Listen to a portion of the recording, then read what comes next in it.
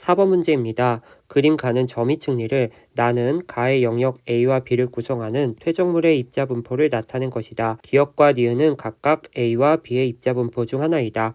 그림을 보시면은 A의 입자 크기와 B의 입자 크기가 서로 다르다라는 것을 확인해 줄 수 있습니다. 이것을 나 그래프와 연결해 주시면은 입자의 크기가 기역보다 니은이 크기 때문에 니은 같은 경우가 B고요. 기역은 A다라고 우리가 이야기를 할 수 있겠죠. 그리고 위로 갈수록 입자의 크기가 작아지는 그러한 점이층이 나왔기 때문에 역전을 하지 않았다라는 사실도 우리가 알 수 있는 거고요. 보기 보도록 할게요. 기역은 B의 입자 분포이다. 틀렸고요.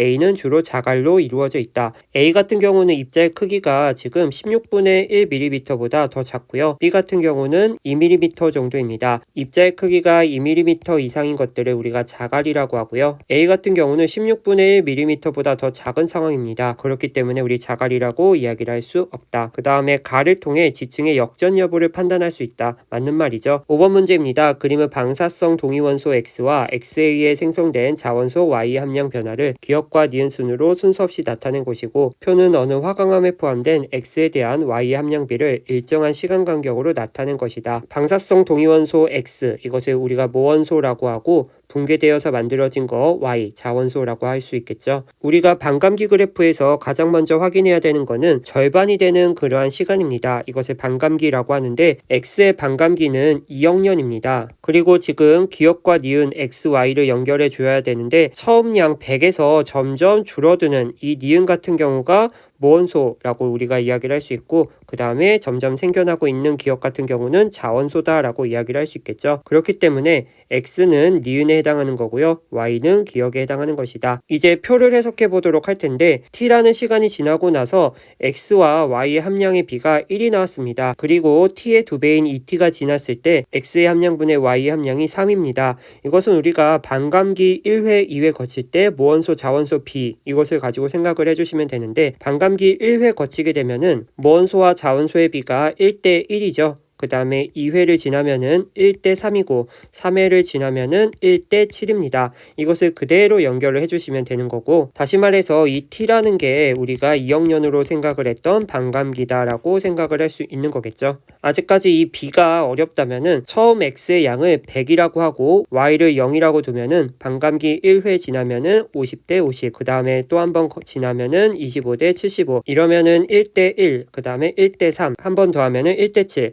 연결 지어줄 수 있겠죠. 보기 보도록 하겠습니다. Y의 함량 변화는 기역이다. 맞는 말이고요. T는 2억 년이다. 맞는 말이죠. 시간 T가 지날 때 X 함량분의 Y 함량이 1이기 때문에 T는 반감기를 의미하는 것이다. 3T일 때 X의 함량 플러스 Y의 함량분의 X의 함량은 0.125이다. 분수로 나와서 당황했을 수도 있는데 분모를 보시면은 X의 함량과 Y 함량을 더했으니까 전체량이다 라고 생각을 해주면 되고요. 그 다음에 분자 같은 경우는 남아있는 방사성 동위원소의 양 생각해 주시면 되죠. 3T라면은 반감기 3회 지났으니까 남아있는 X의 양은 전체의 12.5%일 거예요. 다시 말해서 이것을 계산해 주시면은 0.125가 나오겠죠. 그렇기 때문에 디귿도 맞는 말이다. 7번 문제입니다. 단층에 대한 문제이고요. 단층이 나오면은 우리가 상반 하반을 빨리 체크해 주셔야 되는데 사람을 그렸을 때 발로 밟고 있는 지금 오른쪽 땅이 하반이다 라고 이야기를 할 수 있고 전구를 매단 왼쪽 땅이 상반이다 라고 이야기를 할 수 있습니다.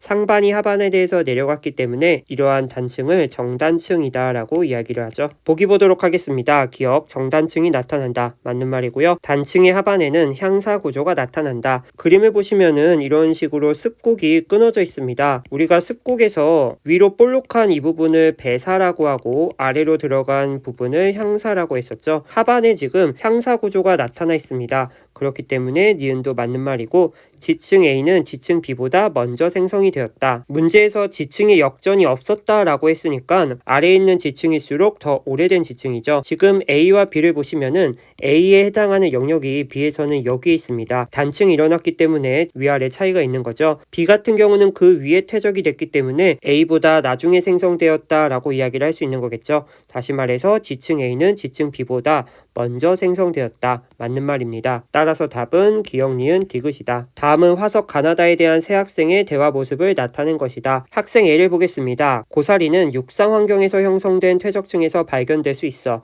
맞는 말이죠. 학생 B를 볼게요. 나는 지질시대를 구분하는 데 사용할 수 있어. 삼엽층 같은 경우는 고생대를 대표하는 표준화석입니다. 표준화석은 지질시대를 구분하는 데 사용될 수 있는 거죠. 다가 번성했던 지질시대는 여러 번의 빙하기가 있었어.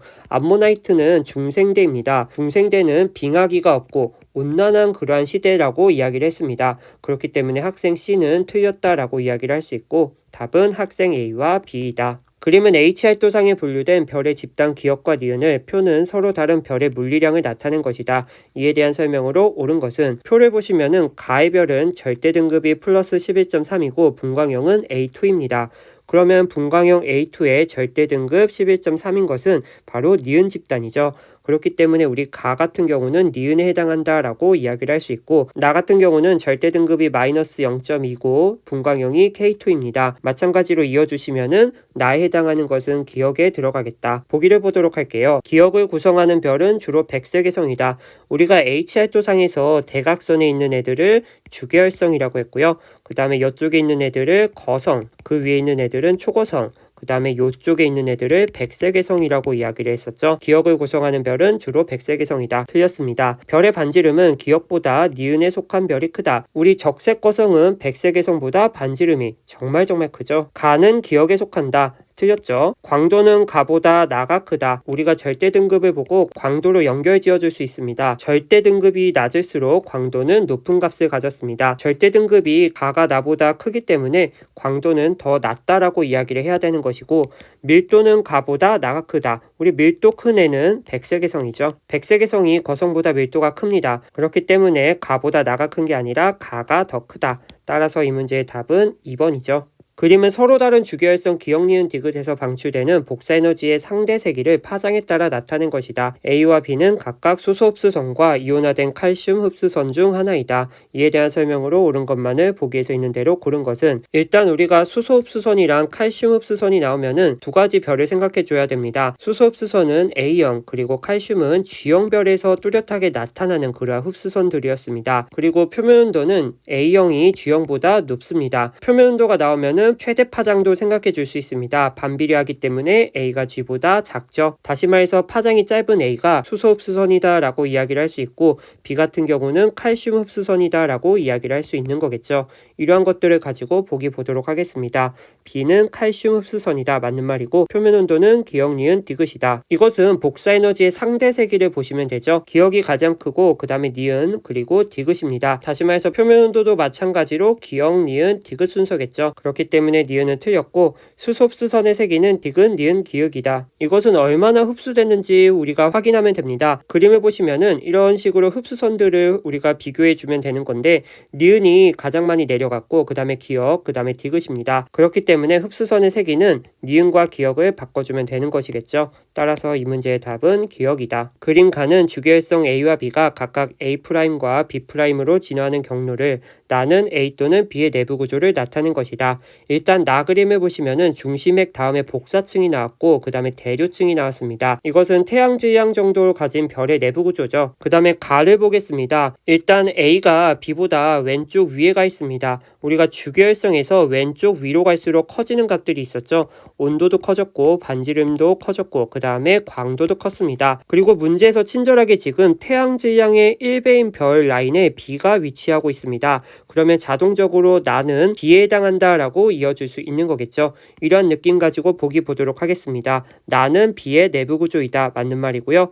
주계열 단계에 도달한 후 이 단계에 머무는 시간은 A보다 B가 길다. 이 단계에 머무르는 시간은 질량과 관련되어 있습니다. 주계열성에서 왼쪽 위로 갈수록 이러한 값들이 커지는 이유는 애초에 질량이 큰 원시별로부터 주계열성에 도달했기 때문이죠. 질량이 크다라는 것은 수소가 많다라는 것이고 수소행 융합을 상대적으로 더 빨리 많이 할 수 있는 거겠죠. 그렇기 때문에 빨리 진화를 할 수 있는 거고 다음 단계로 빨리 갈 수 있다. 정리를 하자면은 머무르는 시간은 질량이 클수록 덜 머물 것이다. 그렇기 때문에 A보다 B가 길다. 이것은 맞는 말이죠. 반지름의 변화량은 A가 A'으로 진화했을 때보다 B가 B'으로 진화했을 때가 작다. 이것은 그림 보고 푸는 문제입니다. B에서 B'으로 갔을 때 10의 제곱만큼 커졌습니다. 그런데 A에서 A'은 10의 제곱보다 더 작은 변화를 가졌죠. 그렇기 때문에 디귿은 틀린 보기이다. 답은 기역과 니은이다. 그림 가는 별의 중심부 온도에 따른 수소핵융합 반응의 에너지 생산량을 나는 가의 수소핵융합 반응 중 하나를 나타낸 것이다.